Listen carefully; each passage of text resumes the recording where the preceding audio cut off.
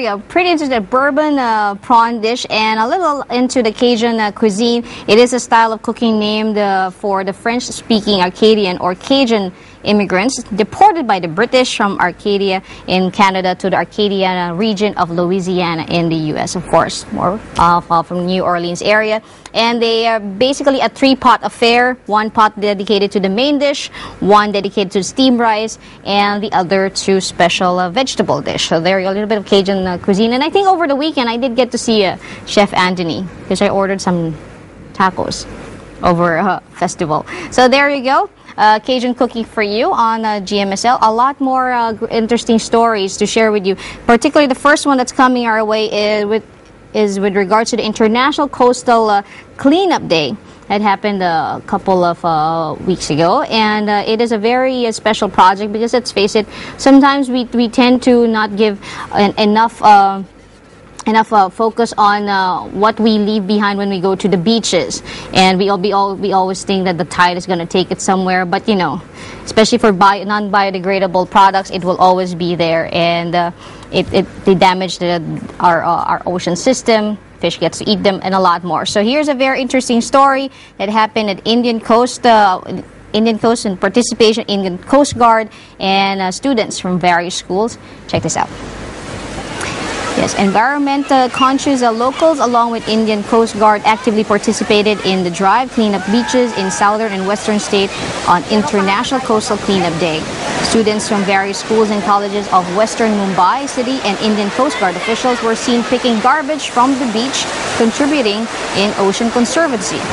PC Patnaik, Indian Coast Guard officials, said that such drives should be conducted on regular basis, which would help in keeping the beaches clean. And every year, beaches in Mumbai get dirty after the Hindu festival of Lord Ganesha. As per the ritual, at the end of a 10-day-long festival, Ganesha idols are submerged in water.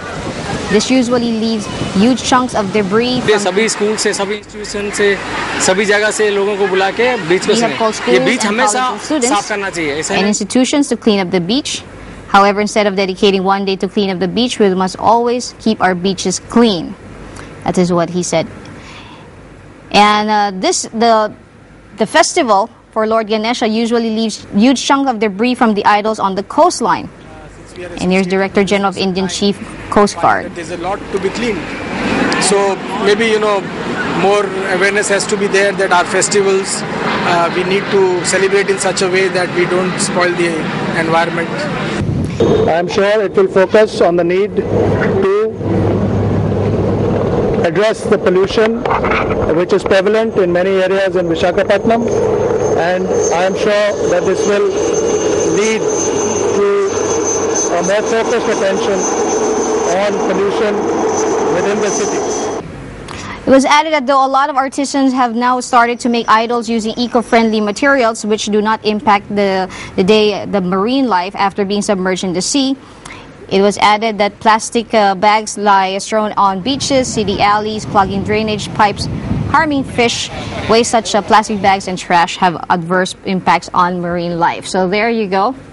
Little piece of story there comes our way all the way from India. So do our part. I mean, especially we are in a beautiful country. It's a paradise island. We're surrounded by beautiful beaches. The least we could do is to not add to the problem. I mean, if you're at the beach, you're enjoying your time there. You have your plastic water with you, your sandwich bags, or your styrofoam for your food. Make sure that you take them with you once you leave the beaches. And also, I know it's always a good thing to barbecue while you're on the beach, but barbecuing, making a bonfire can also be harmful to the sand. So please do consider that as well. So make sure once you get there, you make sure it's clean, and once you leave, you make it a much better place. If there's a little bit of a dirt, do your part and do a little bit of cleanup. It's I believe like take only pictures, leave only marks, your footprints, and enjoy. And I think it's a job that lies on every single one of us, because if we don't do our part, it is a terrible thing to do. So now moving on. If you're very much into jewelry, you probably find this next story very interesting. This is on the designers of royal descent that they have showcased treasures. And we have a video for you, for your enjoyment. And yes, designers of royal descent showcase the treasures of their imperial collection of sketches, paintings, quilts, silver jewelry, and dresses in modern patterns at Royal Fables, an exhibition organized to preserve and revive their tradition. Yes, the designers, around 23 designers participated in the exhibition Royal Fables, concept created by Anshu Khanna, held in the luxury hotel, the Imperial, in New Delhi. In its fourth year, the highlight of the exhibition was on the blue-blooded art aficionados who have either created or acted as patrons of traditional practices. Elaborating on her jewelry, on her collection, jewelry designer Saba Ali Khan said that she has used vibrant colors with intricate patterns and precious stones in her collection. And we're looking at some of the spectators. Yes, participants. Princess of Mandawa Rani Sushma Kumari of Sashpur Bilari said that the exhibition provided a platform to revive fabled designs from royal homes. And the designers added a dash of glamour and presented a unique collection. I've in fact got a lot of rubies and a lot of precious stones, which one associates with royalty and royal lineage as well. I've worked with a lot of color and with a lot of semi-precious, and I do a lot of fusion with Indo-Western styles that you can wear it with Indian and Western.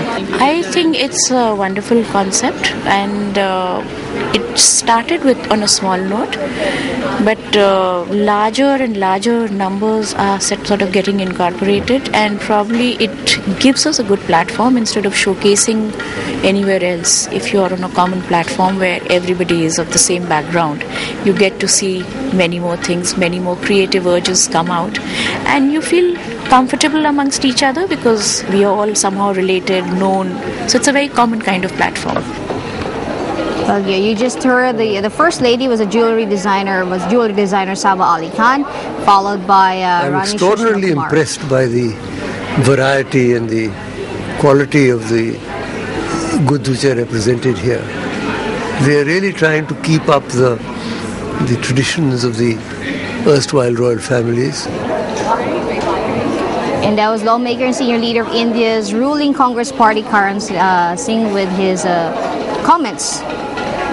Yeah, with his comments, and designers have made an effort to preserve the tradition of the royal family. And several celebrities, just in case you're wondering, from the fashion world across the country, of course India, were part of the glamorous 3-day-long extravaganza. Well, yes, so there you go for your fashionistas. If you've always been interested and always been filled with wonder how it is to be part of the of royalty. Well, there you go, a little peek into their lives when it comes to their fashion and their jewelry and everything else. Now, from fashion, let's go to dental. I know there's not much of a connection there, but if there's one thing, according to a most recent survey, the most painful pain in the world is childbirth. Okay, which is of course exclusively for the female, and the number 2 worst pain is a toothache. If you don't believe me, go and Google it. Okay, so how about checking into an Indonesian dentist? By checking with an Indonesian dentist who has decided to create a musical drill to combat the fear of going to the dentist and getting your teeth or your tooth filled up. Think about it. Here we go. This is the story. A dentist in Indonesia's Java, Dani Gustiana, has created a musical drill to help ease fears of the dreaded dentist tool. Yes, Gustiana, who's 37, a dental surgeon from Central Java province, found out that a dental drill was what made most children think that going to the dentist was a painful experience. Wow, it also lights up. In 2006, after a year of research, here he is. The children are not afraid of doctor. Many of them are afraid of the drill. I modified this by putting a toy on the head of the drill and tell them that the toy will clean their teeth. That was a translation of what he just said. And a musical dental drill, he modified a conventional dental drill, changing the buzzing sound to the music from an MP3 player. He said that the patient will hear the music louder when they open their mouths compared to when they close their mouths. According to the doctor, he has spent 6 million rupiah, or roughly $600, to modify the instrument. His patients can even request songs loaded onto the MP3 player.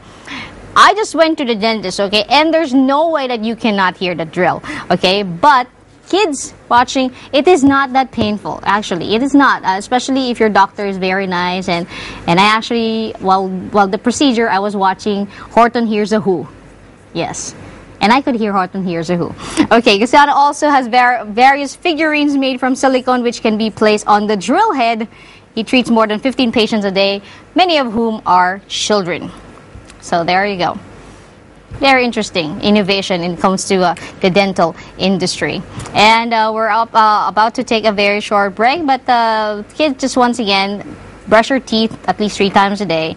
Go to your dentist twice a year. If your toothbrush if you feel your toothbrush has been, you know that the test, you look at the back of your toothbrush, if you see the bristles, like from the side, it means you need to change your toothbrush. Please take care of your teeth. And with that, we need to take a very short break. More of GMSL when we come back.